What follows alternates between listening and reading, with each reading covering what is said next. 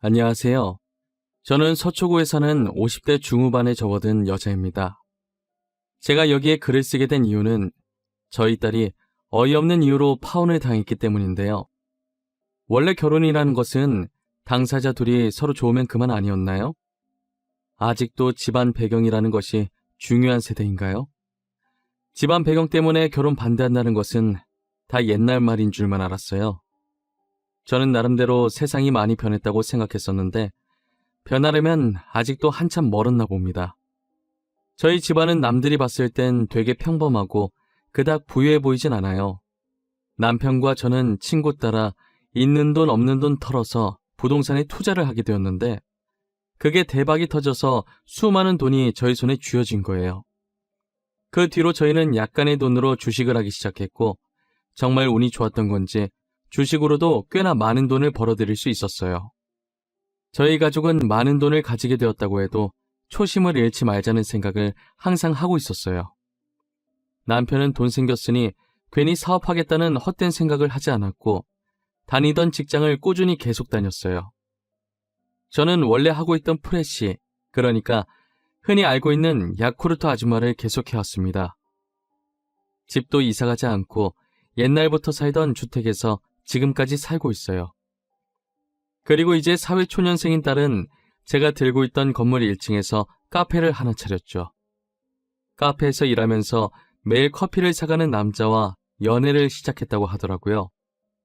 예비 사위는 바로 옆 건물에서 일하고 있는 멀끔한 청년이었어요. 딸은 결혼하겠다고 예비 사위를 집에 데리고 온 적이 있었는데 서글서글한 게 마음에 들었어요. 저는 평소 제 건물을 직접 청소하는 것을 좋아했어요. 괜히 돈 주고 청소하는 사람 고용했다가 제 마음에 들지 않아서 그냥 제가 하기로 마음먹은 것이죠. 예비 사위는 그런 저를 몇 번 본 적 있다면서 아는 척을 하더라고요. 어머님께서 항상 지희 가게 건물 청소하시는 거 봤어요. 어쩜 그렇게 부지런하세요? 젊은 저도 어머니처럼 부지런히 움직이고 싶은데 마음처럼 쉽게 안 되던데. 내가 뭘, 별거 아니야. 그냥 가만히 있긴 뭐해서 사부작거리는 거지. 내가 좋아서 하는 거라 그렇게 힘든지도 모르겠어. 아침 일찍부터 야구르트 방문 판매에 이렇게 건물 청소까지 하시잖아요. 그 나이에 그렇게 움직이기 쉽지 않으실 텐데. 저희 엄마도 집에만 계시거든요. 어머님은 진짜 대단하세요. 에이, 아니야. 나한테 지금 잘 보이려고 일부러 계속 이러는 거지? 안 그래도 돼. 그러지 마. 나 진짜 너무 부끄러워. 부끄럽다고 그만하라고 하긴 했지만 저를 치켜 세워주는 예비 사이가 싫지는 않았어요. 아무리 빈말이라도 요즘 친구들은 저렇게 말을 잘 못하잖아요. 제게 노력하려는 게 보여서 예비 사위의 첫인상은 아주 좋았습니다. 저희 남편도 아무 말 안 했지만 예비 사위를 마음에 들어하는 것 같았어요. 그렇게 저희 딸도 예비 사위 집에 인사드리러 갔다 와서 상견례를 하기로 했습니다. 딸의 시부모님이 되실 분들도 예비 사위 못지않게 성격이 좋아 보이셨어요. 두 분께서 되게 인자한 미소로 저희를 반기고 계시더라고요. 첫인상이 너무 좋아서 저런 가족이라면 우리 딸을 믿고 맡겨도 되겠다는 생각을 하고 있었어요. 하지만 말하면 말할수록 어딘가 이상한 느낌이 들더라고요. 우리 아들에게 사돈에 대해서 많이 들었습니다. 사돈 어른께서 자동차 관련해서 일을 하고 계신다던데 자금이 많이 들어가겠어요. 저희 회사가 아무래도 큰 편이라 자금이 많이 들어가긴 하겠죠. 저도 정확히 얼마나 들어가는지는 모르겠네요. 근데 왜 물어보시는 건지. 아니에요. 그냥 한번 여쭤본 말이었어요. 보통 자금을 여유분까지 넣어놓고 계신가 봐요. 정확한 금액을 모르시는 걸 보니. 네, 아무리 일 잘하는 사람이라도 실수할 때가 있잖아요. 결제일을 착각할 수도 있는 거고 그것 때문에 회사가 망할 수도 있으니 여유 자금을 미리 넣어놓는 편이더라고요. 그렇군요. 회사가 제법 체계적이네요. 결제일 착각해서 망할 일은 없겠어요. 제가 초면에 질문이 너무 많았던 것 같네요. 얼른 식사하시죠. 예비 안사돈이 계속 남편한테 저희가 엄청난 사업을 한다는 것처럼 이야기하는데 저는 그냥 제가 잘못 알아들은 건가 싶어서 깊게 생각하지 않고 그냥 넘어갔어요. 그렇게 결혼 날짜까지 잡고 상견례를 무사히 잘 끝내고 집으로 돌아왔어요. 집으로 돌아오는 순간부터 결혼 준비로 바쁘게 움직여야겠더라고요. 예비 사이가 빨리 결혼하고 싶다고 하는 바람에 조금 촉박하게 날짜를 잡은 터라 저는 딸과 급하게 혼수랑 웨딩드레스를 보러 다녔어요. 금방 끝날 줄 알았는데 생각보다 준비할 게 너무 많더라고요. 그래도 저희 딸이 시집가서 밉보이면 안 되니까 없는 시간까지 쪼개서 뛰어다녔습니다. 그런데 결혼 일주일 남겨두고 딸이 울면서 집으로 돌아왔더라고요. 왜 그러냐고 무슨 일 있냐고 물어보니 예비 사위가 헤어지자고 했다는 겁니다. 갑자기 예비 사돈이 딸과의 결혼을 반대했다는 거예요. 저와 남편은 마른 하늘에 날벼락 맞은 것도 아니고 하루아침에 파혼을 당하니 당황스러웠어요. 이유라도 알고 싶었는데 아무리 물어봐도 딸은 입을 꼭 다물더라고요. 제가 말할 때까지 자신을 놓아주지 않을 것 같으니 겨우 입을 열었어요. 오빠가 나랑 결혼하고 싶어서 우리 집안이 사업하는 집안이라고 거짓말을 했대. 아빠 지금 다니고 있는 회사 아빠 거라고, 아빠가 사장이라고. 뭐? 이게 무슨 안서방이 진짜 생각이 있는 거야 없는 거야? 아니 어쩌자고 어른들한테 강 크게 그런 거짓말을 한 거야? 그래서 자기도 너무 양심에 찔려서 사실대로 아빠는 월급 받으면서 회사 다니고 엄마는 야쿠르트 아줌마라고, 그리고 가끔 건물 청소하러 다닌다고 했대. 어쩐지 안싸돈이 그이한테 자금이 어쩌고 체계적 어쩌고 하더니 우리가 사업하는 줄 알고 지방 배경 보고 결혼 허락한 거였네. 알고 보니 예비 사이가 저희 딸과 결혼하고 싶어서 거짓말을 쳤던 것이었어요. 그리고는 예비 사돈이 딸한테 전화해서 하마터면 사기 결혼할 뻔했다면서 화를 내려다가 자기 아들이 결혼하고 싶어서 거짓말 친 것이니 그냥 넘어가겠다고 했다는 거예요. 거짓말 친 건 자기 아들인데 왜 저희 딸한테 그냥 넘어가겠다면서 으름장을 놓는 건지 모르겠더라고요. 그러면서 결혼은 없던 일로 하자고 했다더라고요. 저는 아무리 이해를 하려고 해도 이해를 할 수가 없었어요. 둘이 좋아서 결혼하겠다는데 도대체 둘 결혼에 저희 직업이 왜 중요한 건지 모르겠어요. 결혼하면 부부끼리 알아서 먹고 사는 거지 제 직업으로 먹고 사는 게 아니잖아요. 저는 파혼하는 이유가 납득이 안 갔지만 오히려 잘 됐다고 결혼하기 전에 본성을 드러내서 다행이라면서 울고 있는 딸에게 괜찮다면서 다독여줬어요. 딸은 처음에 예비 시댁이 그런 얘기를 했을 때 단지 남자친구와 헤어져야 한다는 사실 하나만으로 슬퍼서 눈물이 났었는데 곱씹어보니 저희를 거지 취급한 것 같다면서 너무 화가 난다더라고요. 그리고 갑자기 폰을 들더니 어디론가 전화하기 시작했어요. 오빠, 부모님 진짜 너무한 거 아니야? 어떻게 돈으로 사람을 평가할 수가 있어? 내가 진짜 생각할수록 화가 나서 못 참겠어. 오빠는 왜 그런 거짓말을 해서 이 꼴을 만들어? 지희야, 내가 미안해. 나 진짜 너랑 결혼하고 싶어서 그랬던 거야. 그런데 부모님이 이렇게까지 반대하실 줄은 몰랐어. 진짜 내가 입이 10개라도 할 말이 없다. 진짜 오빠가 제일 나빠. 우리가 거지도 아닌데 왜 이런 취급을 받아야 하는데? 아빠가 회사 다니는 게 뭐? 엄마가 야구르트 아줌마인 게 뭐? 그게 그렇게 나쁜 직업이야? 나쁜 직업은 아니지.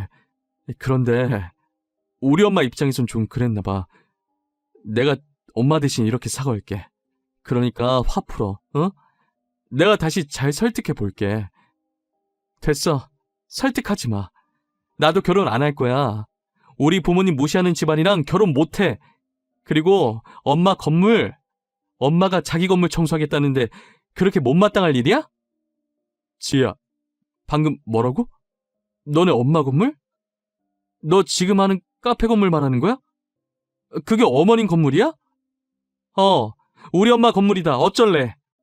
우리 가족 부동산으로 돈을 아무리 많이 벌었어도 하시던 일 그만두지 않고 계속 다니신 성실한 사람들이야. 이렇게 욕먹으실 분들 아니라고. 지희야, 잠시만 좀 흥분을 가라앉혀봐. 내가 나중에 다시 전화할 테니까 조금만 기다려. 알겠지? 딸은 저희가 아무 잘못 없이 무시당한 게 화난 나머지 그 건물이 제 건물이라고 했다더라고요. 예비 사위는 그 소리를 듣고 조금만 기다리려고 하고 끊더니 곧바로 예비 안사돈한테 전화가 왔다고 해요. 지희야, 우리가 뭔가 잘못 알고 너에게 실수를 한 것 같구나. 정말 미안하다. 우리 아들과 예정대로 결혼식 올리고 우리가 실수했던 것은 잊어다오. 실수요? 지금 실수라고 하셨어요? 무심코 던진 돌에 개구리 맞아 죽는다는 말 모르세요? 어머님, 저희 가족이 지금 그 개구리예요. 어머님께서 던진 돌에 저희가 맞아 죽었다고요. 말을 또 왜 그렇게 삐딱하게 하는 거야? 내가 오해했다고 미안하다고 하잖니. 우리 아들이랑도 예정대로 결혼하라고 했는데 왜 이렇게 화가 난 거야? 아까는 결혼 반대라면서 사기 결혼이라고 그렇게 저한테 난리치시더니 왜요? 그 건물이 저희 엄마 건물이라고 하니까 결혼시키고 싶은 마음이 생기셨나 봐요? 그런 게 아니야.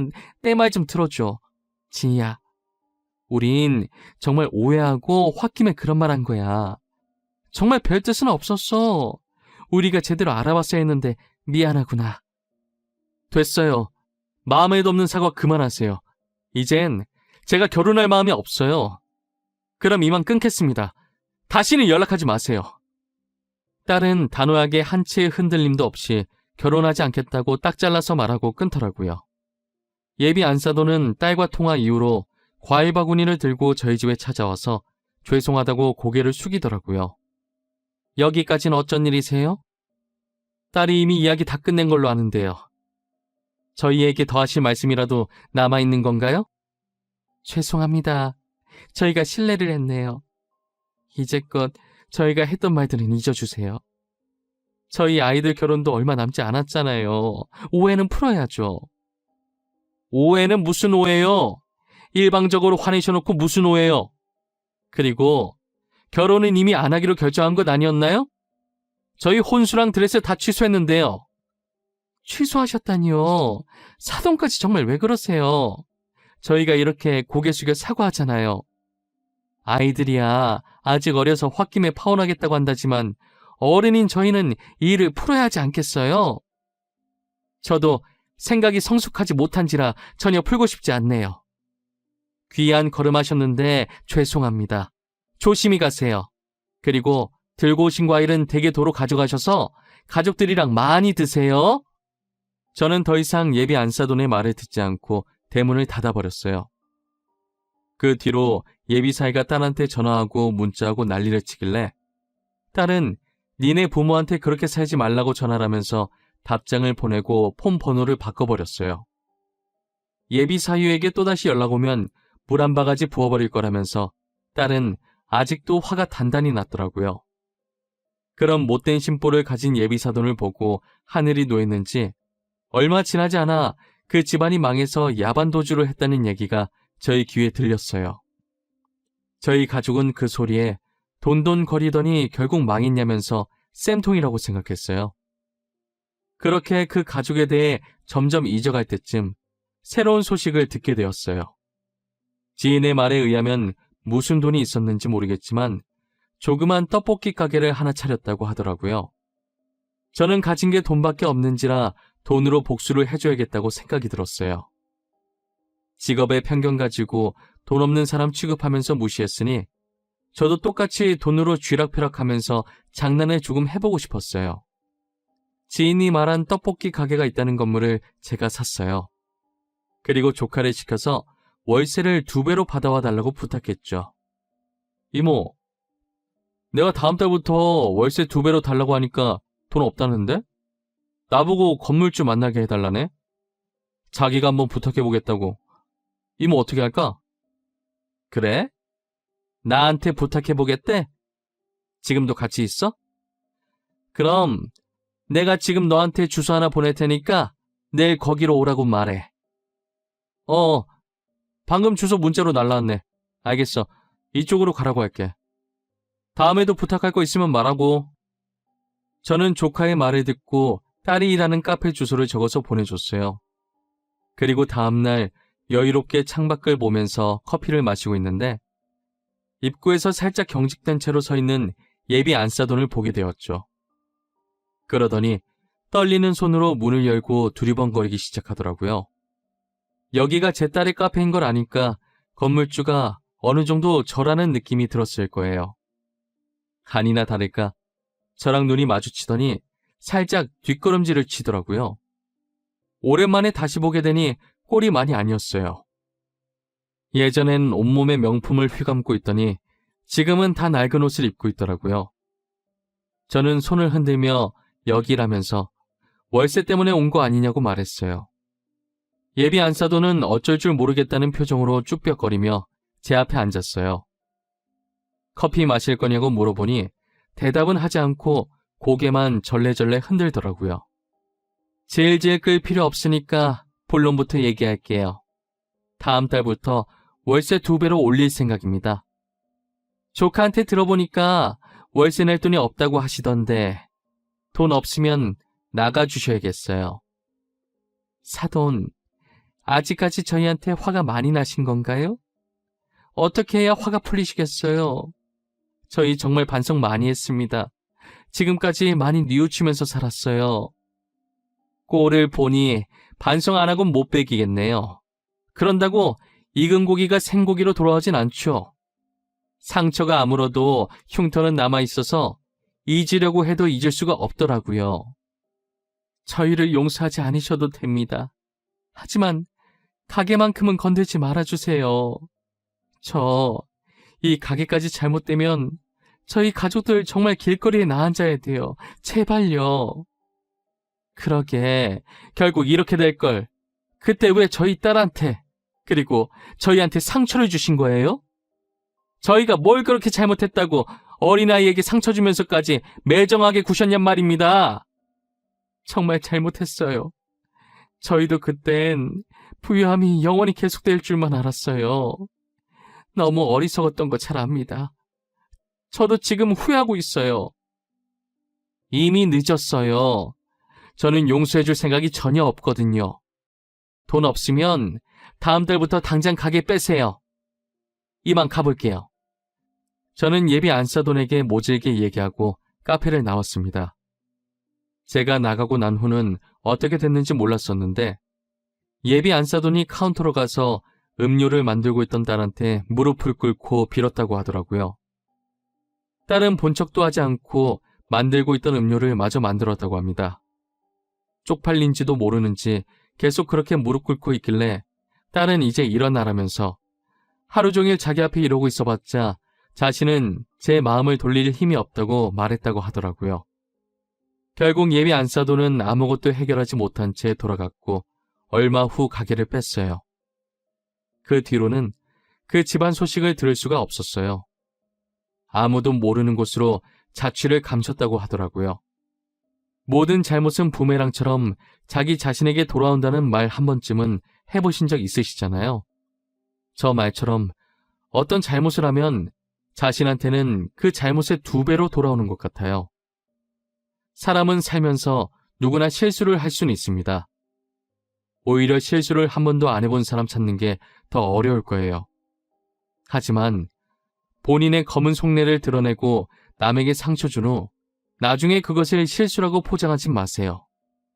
그것은 실수가 아니라 본인의 본래 인성이 그런 거예요. 검은 속내를 가지고 있다고 해서 무조건 본래 인성이 잘못됐다는 게 아니라 그걸 참지 못하고 남에게 상처 주면서까지 분출해내는 게 잘못이라는 거예요. 여러분들도 어떤 말을 할 때든 2번이고 3번이고 생각을 하신 후에 이 말이 세상 밖으로 나와도 누군가 다치지 않겠다 싶으실 때 내뱉으셨으면 좋겠네요. 제 이야기는 여기까지입니다. 지금까지 저희 이야기를 들어주신 모든 분들, 새해에도 늘 건강하시고 감기 조심하시고 하고 싶으셨던 일들이 있으시다면 모두 성공하는 한 해 되셨으면 합니다. 감사합니다.